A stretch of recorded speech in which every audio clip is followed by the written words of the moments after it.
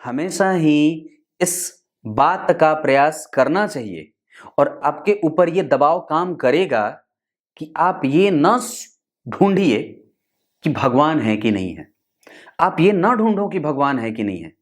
आप खुद के अंदर इस बात को ढूंढने का प्रयास करिए कि आप इंसान अच्छे हैं या नहीं है। आप इंसान हैं। प्रिय दर्शकों, नमस्कार। एक बार फिर से उपस्थित हो आप सबके सामने गुरुवार के बाद शुक्रवार के कार्यक्रम में।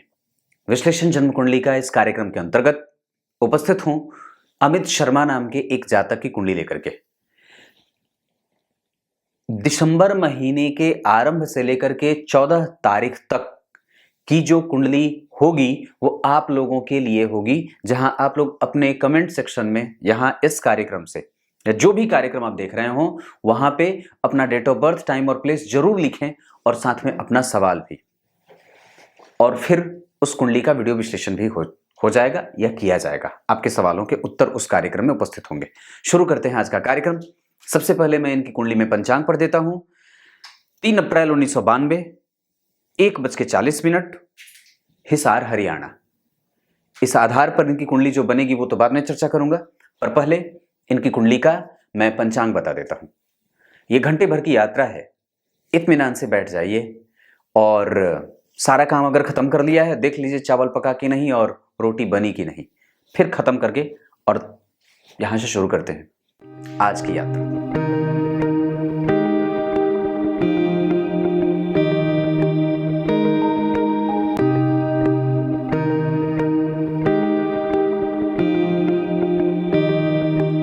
विक्रम संवत 2048, शक संवत 1913। जिस संवत्सर में इनका जन्म हुआ है उस संवत्सर का नाम पार्थिव संवत्सर है और बुद्धिमानी का ये द्योतक होता है संवत्सर। पार्थिव संवत्सर में जन्मे लोग बुद्धिमान होते हैं, यशस्वी होते हैं, कुल के दीपक होने का जो है वो प्रभाव होता है इनमें। ध्यान से समझिए मेरी तरफ देख करके। पार्थिव संवत्सर यानी कि 1992 की बात कर रहा हूं। और इस संवत्सर में जन्मे जो जातक होते हैं वो कल्पनाशील होते हैं, कल्पना करने वाले, पर कई बार व्यवहारिक धरातल पे वो उस चीज को कर नहीं पाते। मतलब इंप्लीमेंटेशन की जो प्रक्रिया होती है थोड़ा कम या थोड़ी कमजोर होती है। आगे बढ़ता हूं। व्यक्ति का जन्म उत्तरायण में हुआ है, ये बड़ा अच्छा है और व्यक्ति के प्रभाव को सिद्ध करेगा, मजबूती देगा, उनके बुद्धि को, उनके विकास की प्रक्रिया को मजबूती देता है। और साथ ही साथ व्यक्ति धार्मिक होता है, नैतिक तत्वों का पालन करने वाला और श्रेष्ठ लोगों के साथ मित्रता करने वाला होता है। लेकिन एक इनकी कुंडली में स्थिति बनी है जिसको मैं प्रश्न चिन्ह लगाऊंगा, वो आगे बताऊंगा। फाल्गुन माह में इनका जन्म हुआ है। ऐसी स्थिति में व्यक्ति विनोदी स्वभाव का होता है, प्रेमी होता है, सबको अपनी तरफ खींचने वाला होता है, आकृष्ट करने की क्षमता व्यक्ति के अंदर है। व्यक्ति जो है वो हमेशा ही सोचने वाला होता है और भौतिकीय लक्षणों से युक्त होता है, भौतिकवादिता के पीछे भागने वाला होता है। एक बार में इसको कोई भी चीज दे दी जाएगी तो हो सकता है कि इनका मन ना भरे, ऐसा होता है। वसंत ऋतु, प्रेमी दिमाग, और वसंत ऋतु में जन्मे होने के कारण व्यक्ति अपने काम के लिए थोड़ा रुक जाता है, पर वही काम अगर किसी दूसरे का हो तो उसमें तुरंत ही आगे बढ़ जाता है। ठंड की समस्या ज्यादा होती है, व्यक्ति को ठंड ज्यादा लगती है। गुरुवार को जन्मे होने के कारण व्यक्ति के अंदर धैर्य है, व्यक्ति पराक्रमी है, व्यक्ति बुद्धिमान है, धर्म का पालन करने वाला है, धुरंधर है, रक्षक है, प्रभावशाली व्यक्तित्व का है। पत्नी छोटे कद की मिलती है कई बार, व्यक्ति थोड़ा ऊंचा होता है, गोल मटोल शरीर होती है, बाएं भाग में कई बार तिल या मत्स्य का प्रभाव भी होता है, बाएं शरीर के बाएं हिस्से में। उसके बाद इनकी कुंडली के आधार पर अगर पंचांग को और भी निकट से समझते हैं तो कृष्ण पक्ष के अमावस्या तिथि के जन्मे होने के कारण व्यक्ति के जीवन में जो सबसे कठिन पल रहेगा वो दिमाग को या मन को, दिमाग नहीं कहूंगा, मन को अस्थिर होने का या मन के अस्थिर होने का रहेगा। व्यक्ति का मन हमेशा ही डरा हुआ, सहमा हुआ, चिंतित, व्यथित और परेशान करने वाला होता है। ये कृष्ण पक्ष के अमावस्या के चंद्रमा बड़े निष्ठुर होते हैं और बड़ी कष्ट देते हैं। और इसका भुक्तभोगी प्रत्येक व्यक्ति। अब यही कारण है कि व्यक्ति जो है वो कई बार अपने धन को लेकर के बैलेंस नहीं बना पाता है, या जीवन में कई बार बैलेंस नहीं बना पाता है। हालांकि एक बात और भी है कि व्यक्ति की कुंडली में कृष्ण पक्ष के अमावस्या के चंद्रमा पापक हैं, लेकिन कैसे बन रहे हैं, उनका प्रभाव कैसा है, ये तो बाद में पता चलेगी, बात कुंडली पे आऊंगा तब। लेकिन ये टोटली अगर कुंडली कहीं कमजोर हो रही है धन के मामले में, पराक्रम के मामले में, प्रभाव के मामले में, आपके प्रभावों को विकसित करने के मामले में, तो कहीं ना कहीं ये जो एक स्थिति है वो चंद्रमा को लेकर के कमजोरी के कारण हो रही है। चंद्रमा एकमात्र ऐसे ग्रह होते हैं जो जातक को मजबूत करने के लिए जाने जाते हैं, और वो अच्छे बनाते हैं, जातक को एकदम एक बेहतर ऊंचाई देते हैं, सस्टेनेबिलिटी देते हैं। व्यक्ति सस्टेन करता है, किसी भी चीज को मेंटेन करके उसको एक सही दिशा देता है, निर्देशित करता है किसी भी चीज को, बहुत ही सुनियोजित ढंग से चीजों को मैनेज करता है, और उसमें उसका पारंगत वो होता है। पर वस्तुतः चंद्रमा की एकमात्र कमजोरी व्यक्ति के धन से लेकर के, धर्म से लेकर के, मन से लेकर के, भावना से लेकर के, व्यक्ति के धन को सही दिशा में खर्च कराने से लेकर के, व्यक्ति के पास धन आने से लेकर के, और कंटिन्यूअस एक जैसा बने रहने से लेकर के, इन सभी चीजों को निगेटिवली अप्रोच करता है। और यही कारण है कि व्यक्ति जो होता है वो मन से असंतुलित भी होता है, या मन से थोड़ा अव्यवहारिक भी हो जाता है। कई बार जो बोलना चाहिए वो नहीं बोलता है, जहां नहीं बोलना चाहिए वहां बोल देता है। बैलेंस बनाना, व्यवहारिकता का कमजोर होना, व्यवहारिक ज्ञान जो है वो थोड़ा सा कमजोर जैसा रहता है। ये एक, क्योंकि यहां पे आपकी कुंडली में अगर चंद्रमा की कमजोरी होगी तो निस्संदेह ये बात पक्के तौर पे समझी जा रही है कि व्यक्ति का इमोशन अनकंट्रोल है, या फिर वहां पे कुछ न कुछ, किसी न किसी चीज की रिक्तता जरूर है। तो हमें उस चीज को भरने का प्रयास हर बार करना होता है। और व्यक्ति अगर किसी भी चीज पे ध्यान नहीं दे रहा है, चाहे वो अनियमित है, चाहे वो अनकंट्रोल्ड है, पैसों को खर्च करने के पीछे, चीजों को मैनेज करने के पीछे, किसी भी चीज की रिक्तता की अगर कोई स्थिति बन रही है, कोई भी चीज अगर आप कमजोर है आपकी कुंडली में, तो उसके पीछे का मूल जो रहस्य है वो आप ये कह सकते हैं कि ये चंद्रमा के कमजोर होने के कारण ऐसा हो रहा है। और उसके मूलभूत जो सिद्धांत हैं वो यहीं से शुरू होते हैं, या फिर मूल कारण जो है वो चंद्रमा के कमजोर होने के कारण है।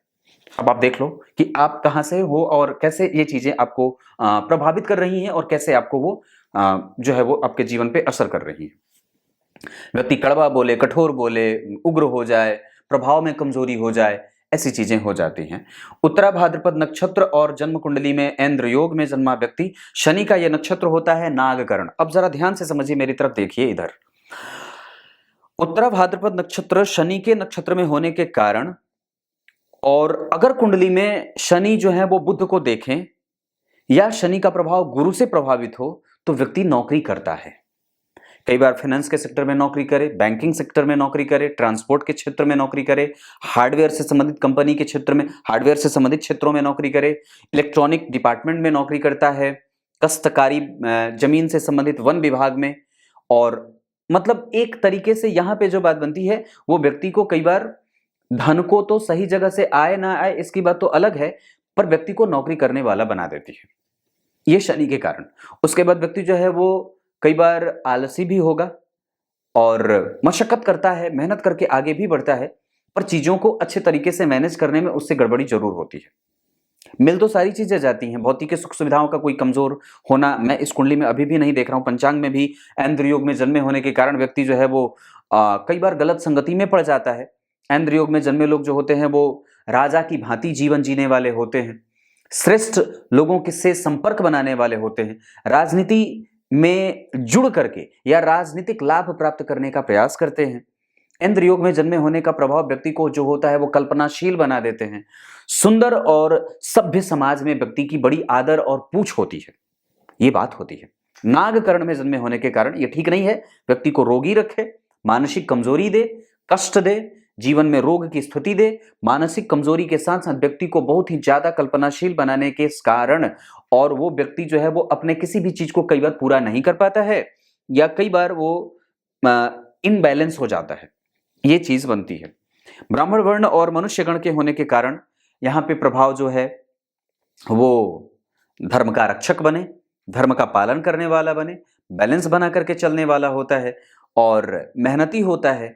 कई बार उसके अंदर सात्विकता का और तामसिक दोनों तत्वों का एक साथ समावेश होते देखा जाता है। मतलब सात्विक भी है, शुद्ध है, किसी के बारे में बहुत ज्यादा विचार नहीं करता, पीठ पीछे किसी की शिकायत ना करे। पर राक्षस गण के होने के कारण कुछ कुछ चीजें ऐसे मिक्सअप होती हैं जहां व्यक्ति को ये कहने का मतलब है मेरा कि अभी व्यक्ति जो है वो मनुष्य बना है, उसको दैवत्व के गुण का विकास करना उसके अंदर आवश्यक है। अब यहां तक ये बात खत्म कर दूं तो पंचांग में अच्छी बात क्या बनी? मेरी तरफ देखिए, पंचांग में अच्छी बात बनी, उत्तरायण में जन्मे होने का प्रभाव व्यक्ति के आत्मबल को मजबूत रखेगा और व्यक्ति के जीवन को दक्षिणायन वालों के मुकाबले कष्ट को कमजोर करेगा या कष्ट की स्थिति कम होगी। दूसरी अच्छी बात क्या हो सकती है? गुरुवार का जन्मा होना। यह व्यक्ति को प्रगल्भ बनाएगा, मजबूत बनाएगा, धार्मिक बनाएगा, प्रबुद्ध बनाएगा, यशस्विता देगा और धर्म धुरंधर बनाता है। ये दो चीजें अच्छी हैं। बुरा क्या है? कृष्ण पक्ष के अमावस्या का जन्म कुंडली की कमजोर करने का जो है ये एक यहां से श्रेणी बन जाए। अगर कुंडली कहीं नेगेटिव होगी तो इसके कारण होगी। ब्राह्मण वर्ण होना यह बड़ा अच्छा है। व्यक्ति के स्वभाव को सुचरित्रवान, चिंतनशील, मनन करने वाला, ज्योतिष में, धर्म में, अध्यात्म में, मंत्रों में, पूर्व जन्म में, पुराणों में, गुरुजनों में, इन लोगों में विश्वास करने वाला और इन लोगों का आशीर्वाद प्राप्त करने वाला होता है। अब यहीं पे आपकी कुंडली का मैं पंचांग तो बता रहा हूं पर कुछ चीजें बता देता हूं।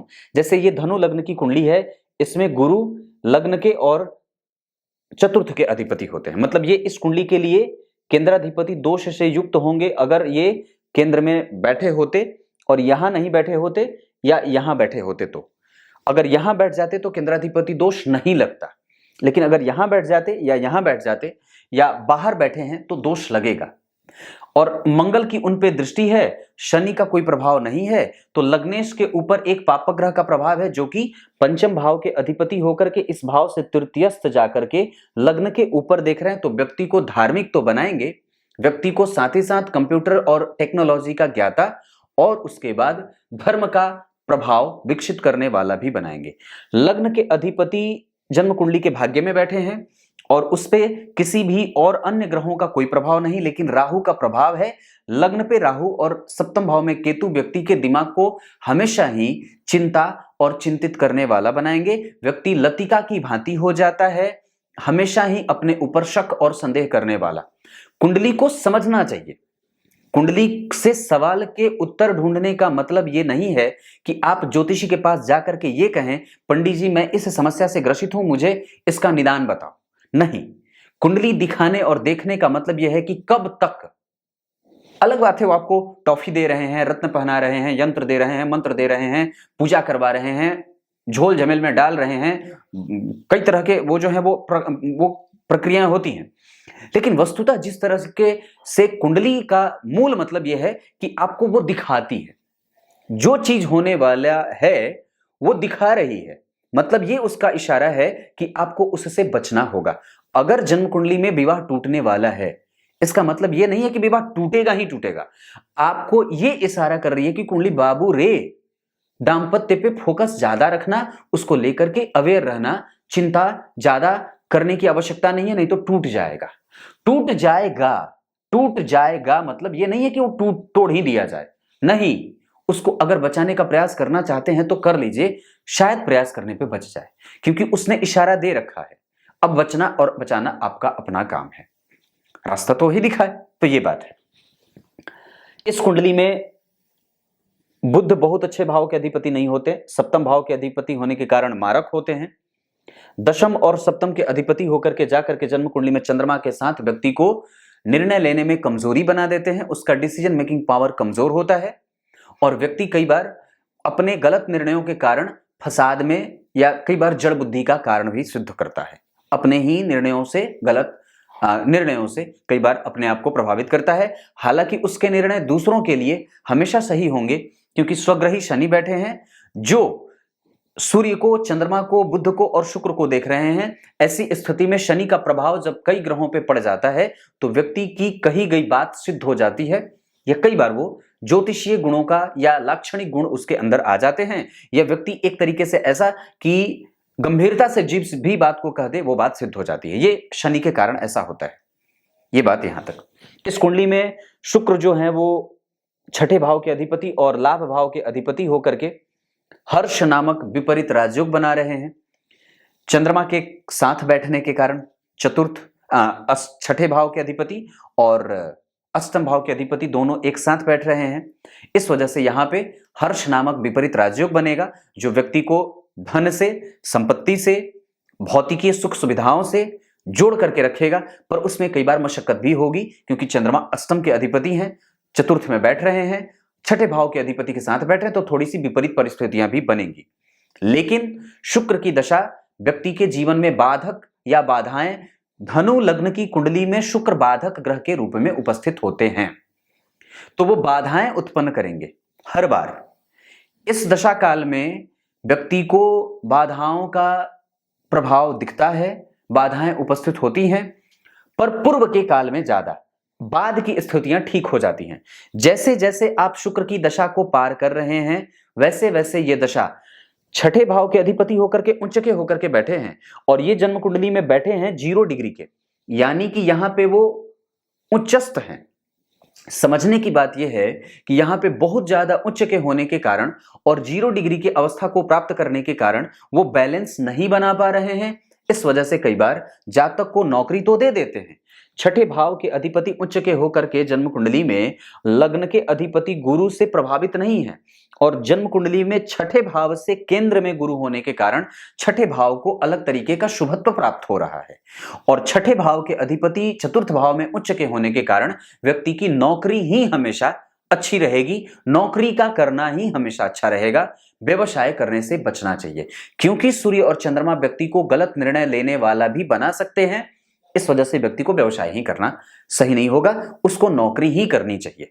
अभी विशेषतया कम से कम शुक्र की दशा का इंतजार कर लेना चाहिए। इस दशा काल में जितने देर के बाद आप अपना व्यवसाय करेंगे, इस दशा काल के अंतिम काल में आप अगर व्यवसाय करेंगे तो चीजें ठीक होंगी, क्योंकि शुक्र के बाद सूर्य आ जाएंगे, जो आपकी कुंडली के भाग्य के अधिपति होते हैं, तो उसकी दशा में आपको लाभ मिल जाएगा।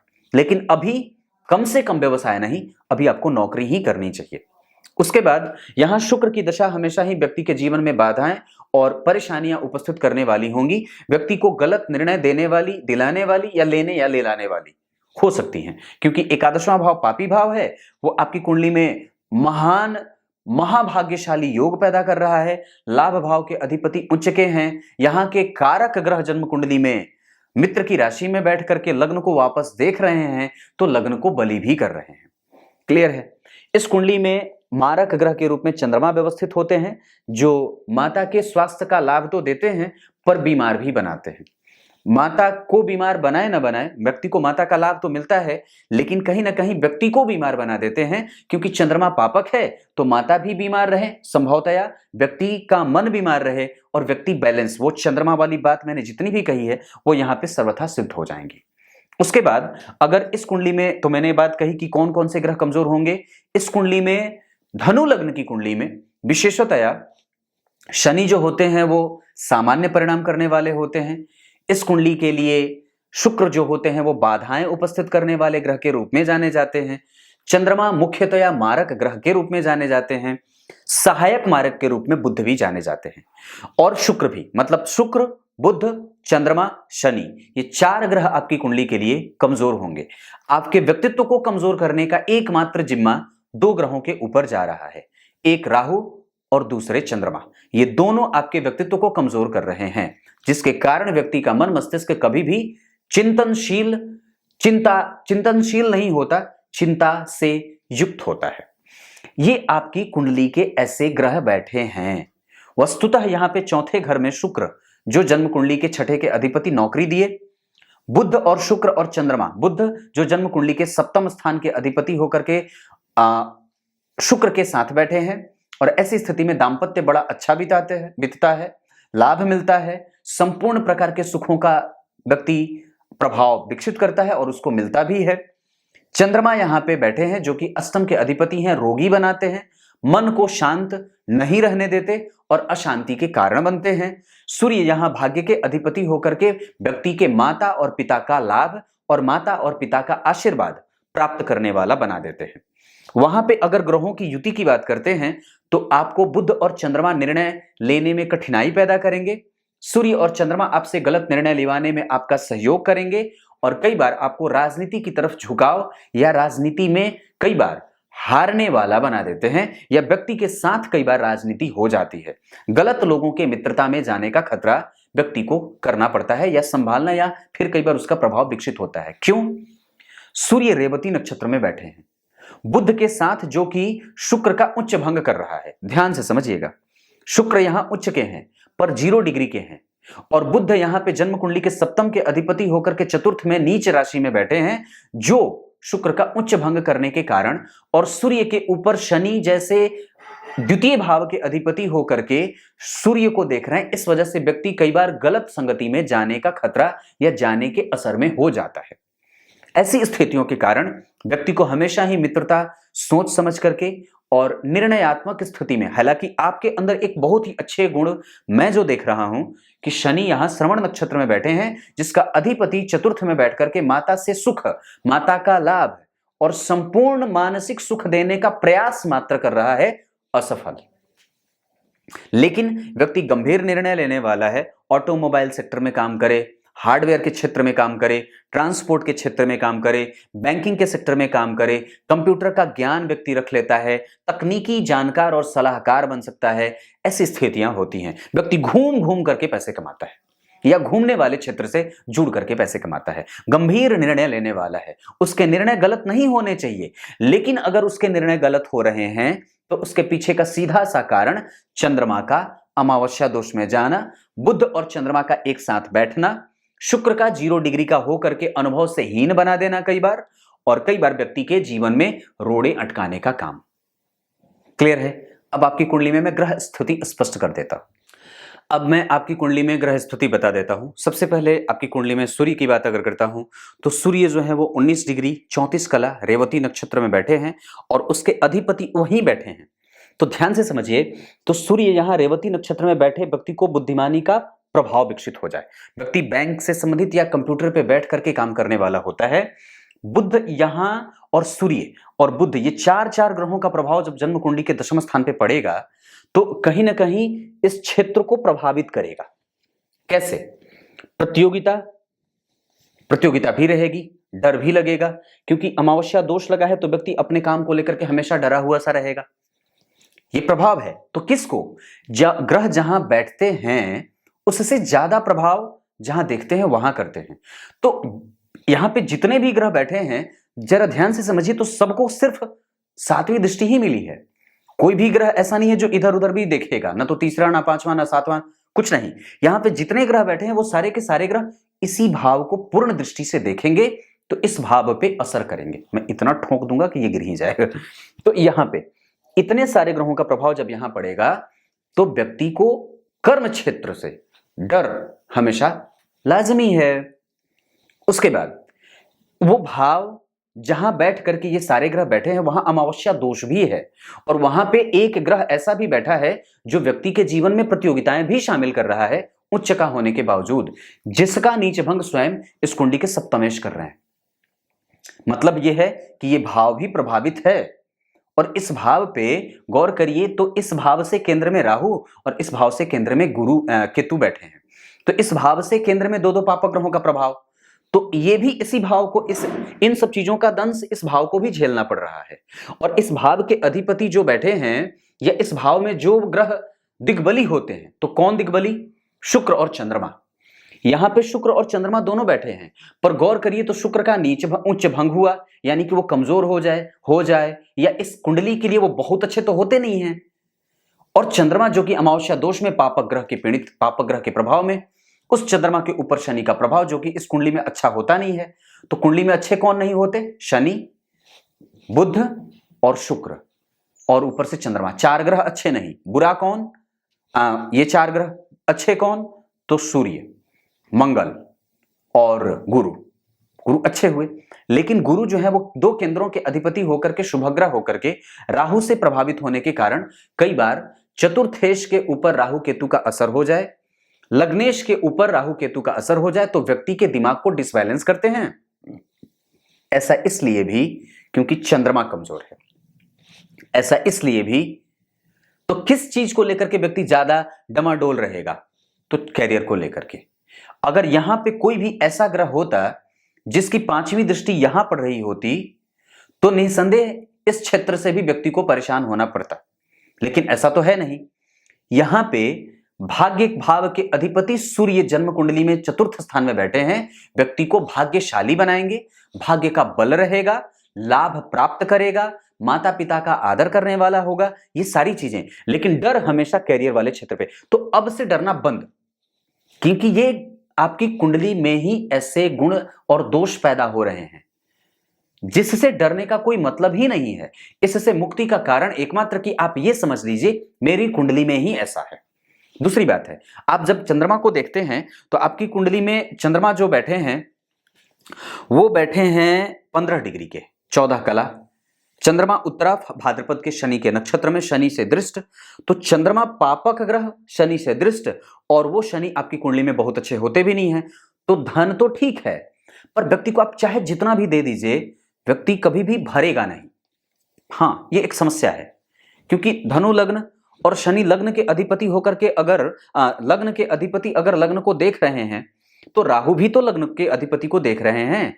धन के अधिपति धन देने का काम कर रहे हैं कंटिन्यूअस, लेकिन चूंकि चंद्रमा के ऊपर उनका प्रभाव आ रहा है और राशि के अधिपति जो बनते हैं गुरु, वो अकेले बैठ करके कहीं ना कहीं भाग्य को कमजोरी भी दे रहे हैं, अकेले बैठ करके। और दूसरी बात है कि उस राशि के अधिपति जो हैं वो राशि से व्यक्ति का मन भटकाने का काम कर रहे हैं। कैसे? व्यक्ति, गौर करिए, मैंने कार्यक्रम बात करके कही थी कि चतुर्थ के अधिपति से ये भाव छठा होता है। इस वजह से व्यक्ति का मन कई बार धर्म में नहीं लगता है और कई बार वो चाह करके भी पूजा पाठ या धार्मिक चीजों में अपना जो है वो समायोजन नहीं कर पाता है, या उन चीजों में कई बार उसकी जो एक उपस्थिति होती है वो कमजोर सी होती है। खाली वो व्यवस्थापक के तौर पर ही अपना पहचान या अपनी पहचान बना सकता है या बना पाता है। तो यहां पे ये बात दिख रही है। तो चंद्रमा के ऊपर शनि का प्रभाव है तो व्यक्ति को विष दोष से युक्त रखेंगे। राहु से केंद्र में होने के कारण, चंद्रमा के ऊपर बुध जैसे ग्रह का प्रभाव पड़ने के कारण, अमावस्या दोष में होने के कारण व्यक्ति का मन बिल्कुल ही छत विछत है। इनको शिव जी की पूजा, बजरंगबली की पूजा और किसी मंदिर का दर्शन प्रत्येक दिन जरूर ही करना चाहिए। सूर्य को अर्घ जरूर ही देना चाहिए। चंद्रमा युवावस्था में है तो ठीक है, नहीं तो और भी ज्यादा मारते आपको और फिर दौड़ा देते। तो ये बात यहां तक। अब मंगल की अगर बात करता हूं, अब व्यवसाय करने का मन क्यों करता होगा? क्योंकि चंद्रमा की दृष्टि यहां पड़ रही है। कन्या राशि जो होती है, या मूलतः ये जो लग्न में जितनी भी राशियां बनी हैं, ये सब सारी की सारी राशियां द्विस्वाभाविक राशियां हैं और इस वजह से ये कई बार एक दूसरे के लिए बहुत अच्छी हो जाती हैं, क्योंकि केंद्र के जितने भी ग्रह हैं ये सारे शुभ ग्रह की राशियों का निर्माण कर रहे हैं। और शनि धन भाव के अधिपति होकर के चंद्रमा को देख रहे हैं तो व्यक्ति को धन का लालची बनाते हैं। इसी कारण से मैंने ये बात कही थी कि व्यक्ति जो है वो किसको कितना भी दे दो भरेगा नहीं।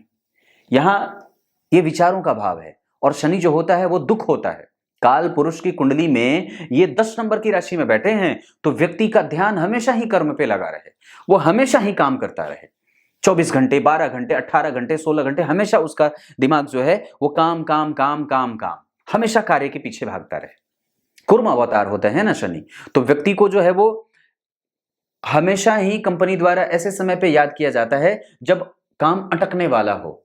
गौर करिए, कुर्म अवतार, जो भगवान कुर्म अवतार लेकर के धरातल पे लेके आए थे पृथ्वी को रसातल से, ऐसे। तो ये स्थिति होती है, ये बात यहां तक बनती है।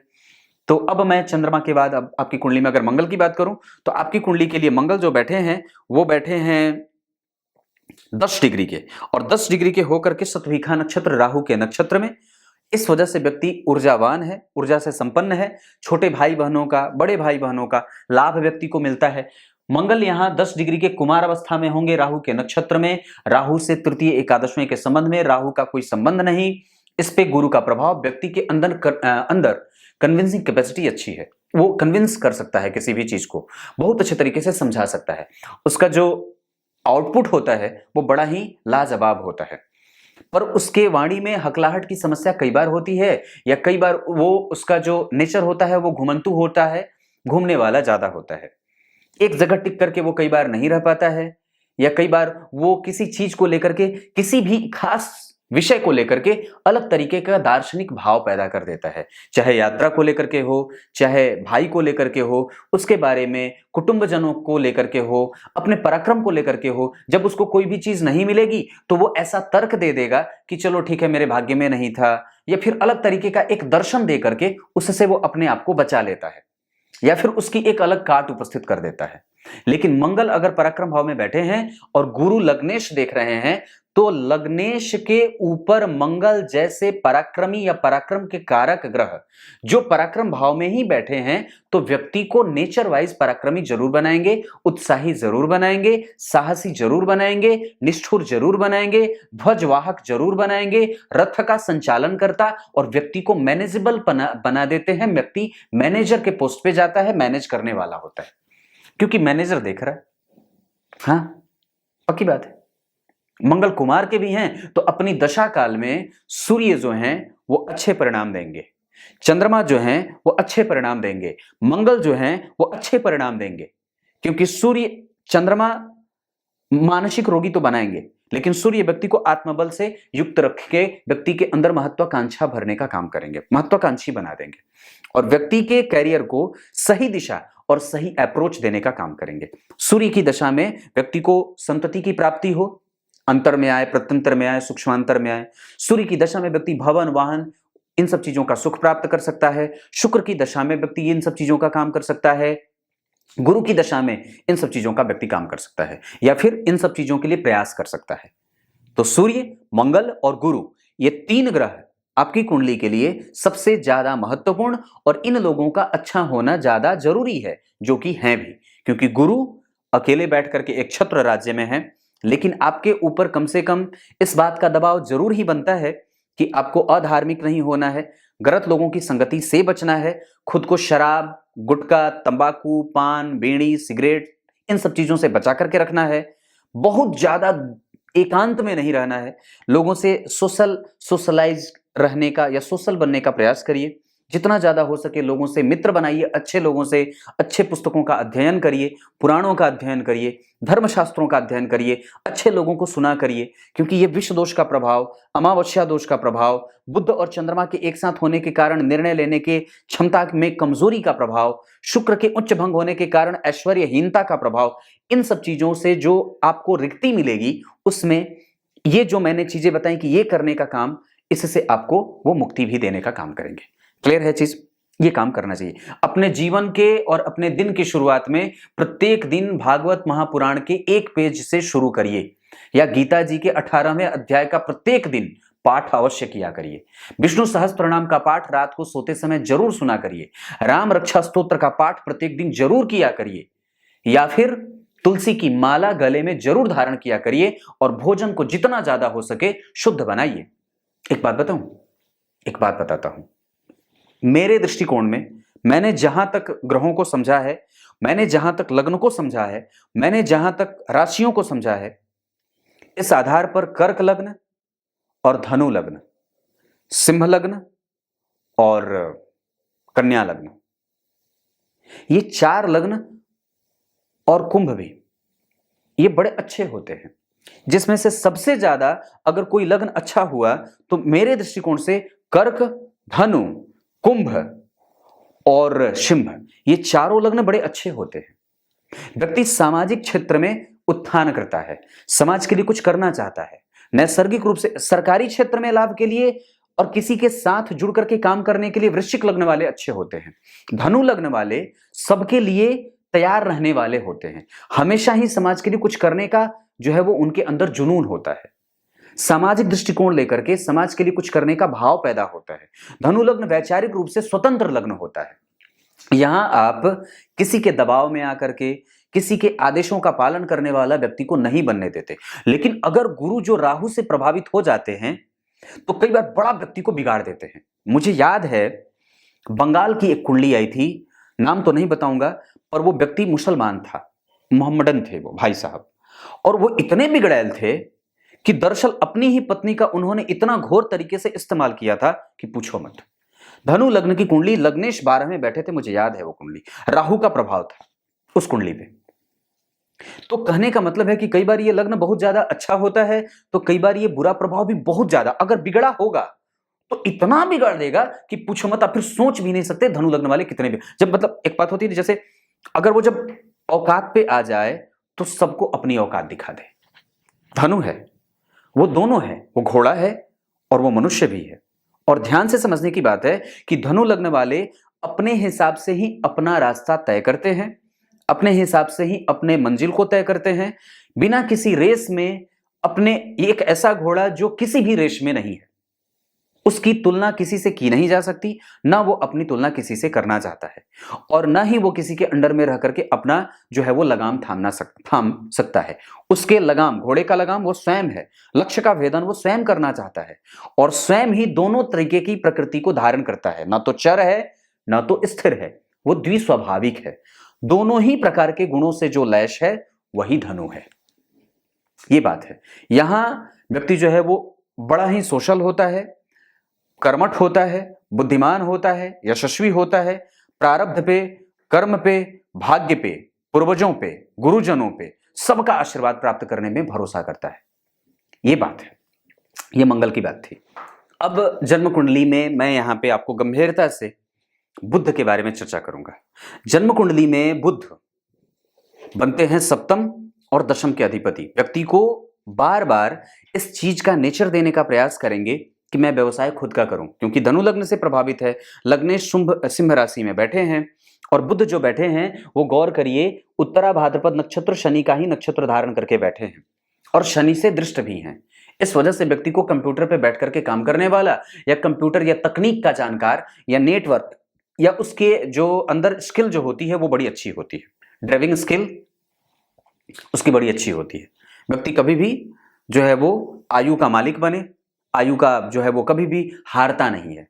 लेकिन एक अद्भुत बात है जो यहां पे मैं रोक करके कहना चाहता हूं आप लोगों से, कि बुध के ऊपर जब शनि का प्रभाव हो, गुरु के ऊपर जब राहु का प्रभाव हो, चंद्रमा के ऊपर जब सूर्य का प्रभाव हो, तो हमेशा ही इस बात का प्रयास करना चाहिए, और आपके ऊपर यह दबाव काम करेगा कि आप ये न ढूंढिए कि भगवान है कि नहीं है, आप ये ना ढूंढो कि भगवान है कि नहीं है। आप खुद के अंदर इस बात को ढूंढने का प्रयास करिए कि आप इंसान अच्छे हैं या नहीं है। आप इंसान हैं। हम अपने आप को नहीं देखते, और दरअसल वही लोग सबसे ज्यादा परमात्मा पे संदेह करते हैं जो स्वयं एक अच्छे इंसान नहीं होते। जो स्वयं एक अच्छा इंसान होगा वो कभी भी परमात्मा पे संदेह करेगा ही नहीं। बड़ी गंभीर बात है। आइए, तो मैं यहां पे बुध के बारे में चर्चा कर रहा था। बुध जो है वो 6 डिग्री के हैं, वृद्ध अवस्था के हो जाएंगे। उत्तरा भाद्रपद नक्षत्र शनि के प्रभाव में होने के कारण व्यक्ति के, यहां पे तो मैंने सारी चर्चाएं लगभग कर रखी हैं। नेचर ये यही दे रहे हैं जो व्यक्ति को व्यवसाय करने के लिए बार बार एक अकुलाहट देते हैं, और व्यक्ति से निर्णय गलत कराने के पीछे यही ग्रह काम कर रहा है। तो कभी भी जो भी निर्णय लेना होगा वो बुध की दशा में लेने से बचना चाहिए। चंद्रमा और बुध जब एक साथ हो जाते हैं, या एक दूसरे को जब देख लेते हैं, या एक साथ बैठ जाते हैं, सप्तम के साथ इनका जब संबंध हो जाता है, तो कई बार व्यक्ति की डिसीजन मेकिंग कैपेसिटी कमजोर हो जाती है। आगे बढ़ता हूं, गुरु की बात करता हूं। गुरु जो है वो जन्म कुंडली में 12 डिग्री के कुमार अवस्था में होंगे, वक्री हैं, इस वजह से उनका कुछ प्रभाव पेट को कमजोर करेगा। कई बार व्यक्ति को गैस्ट्रिक पेशेंट बनाता है, कई बार व्यक्ति को वात से और पित्त से और कफ जनित, कफ की अधिकता भी, ये तीनों चीजें डिसबैलेंस होती हैं। इस वजह से व्यक्ति को प्राणायाम और आयुर्वेदिक और त्रिफला आदि का सेवन जरूर करना चाहिए। यहां पे गुरु का प्रभाव व्यक्ति को मघा नक्षत्र में अनुभवी बनाएगा, व्यक्ति को पूर्वजों का आशीर्वाद दिलवाए। गुरु जो है वहां पे 5 नंबर की राशि में बैठे हैं। यश, कीर्ति, मान, सम्मान, पद, प्रतिष्ठा, गौरव और प्रेम और प्रेमी और सब समाज में जो है वो सब कुछ मिला जुला करके इसको मिल ही जाता है। गुरु के ऊपर मंगल का प्रभाव व्यक्ति को कार्मिक, नेचर वाइज अच्छा और उत्साही, साथ ही साथ कर्मठ और अनुशासित बनाता है। उसके बाद उसके ऊपर किसी भी अन्य ग्रह का कोई प्रभाव नहीं, लेकिन राहु के प्रभाव के कारण व्यक्ति को नास्तिकता का खतरा भी पैदा होता है। लेकिन चाहे कितना भी बिगड़े, फिर भी वो राहु से और गुरु से प्रभावित होने के कारण लग्न में धनु के राहु बैठे हैं, तटस्थ हो गए हैं वहां वो। और ऐसी स्थिति में कि राहु के बारे में जब आऊंगा तब चर्चा करूंगा, तो गुरु की यहां पे दृष्टि अच्छी होगी व्यक्तित्व के लिए, यहां पे अच्छी होगी व्यक्तित्व और विकास और व्यक्ति के कम्युनिकेशन को बढ़ावा देने के लिए, शिक्षकीय गुणों का प्रभाव विकसित करने के लिए यहां मित्र की राशि को देखेंगे, जहां के अधिपति मेहनत करते देखे जा रहे हैं। इस वजह से कई बार रक्त बहने का खतरा ज्यादा होता है, या कई बार व्यक्ति को पूर्वाभ्यास होने लगता है, उसको पता चल जाता है कि वो पिछले जन्म में क्या था। कई बार वो मंत्रों के जप के पीछे भागता है, कई बार लोगों को सलाह देने वाला हो जाता है, कन्विंस करता है, दो लोगों के बीच में सेतु बनने का काम करता है। और ऐसी स्थिति में व्यक्ति जो है वो मंत्रों के पीछे, ग्रंथों के पीछे भागने वाला होता है। और उसकी स्थिति, गुरु का प्रभाव की स्थिति यहाँ पे बहुत अच्छी है। सूर्य, चंद्रमा, मंगल की जो दृष्टि है वो यहाँ पे पड़ेगी। तो यहाँ पे शुक्र की राशि जिसके अधिपति उच्च के हैं, तो व्यक्ति को देने से बचना चाहिए। और मंगल पे गुरु का प्रभाव, तो इस वजह से व्यक्ति को नेचर में जहां पे पराक्रमी बनाने का प्रभाव दिख रहा है, वहीं मंगल के ऊपर गुरु का प्रभाव व्यक्ति के शिक्षकीय गुणों के प्रभावों में वृद्धि देने वाले होंगे। भाग्य के बल के साथ व्यक्ति का कर्म क्षेत्र हमेशा ठीक रहता है और व्यक्ति का काम कभी भी छूटेगा नहीं, बस वो आपको डरा रहा है, क्योंकि यहाँ पे ये भाव, वो मैंने बात कही थी, ये बात गुरु की है। शुक्र की बात अगर करता हूं तो इस कुंडली में बाधक ग्रह हैं, वो जितने ही कमजोर होंगे उतना ही ज्यादा आपकी कुंडली के लिए अच्छा होगा। शनि और शुक्र, बुध और चंद्रमा जितना ज्यादा कमजोर हो इस कुंडली में, उतने ही ज्यादा जातक को लाभ देने वाले होंगे। शुक्र जो है वो जन्म कुंडली में मृतप्राय है, ये अच्छी बात है। अब बात यहां पे समझने वाली है कि क्या शुक्र अगर मृतप्राय है तो ये अच्छा है? अब इस सवाल का उत्तर देता हूं। दरअसल वो उच्च के हैं लेकिन मृतप्राय है, लेकिन इस कुंडली के लिए वो बाधक ग्रह बनते हैं।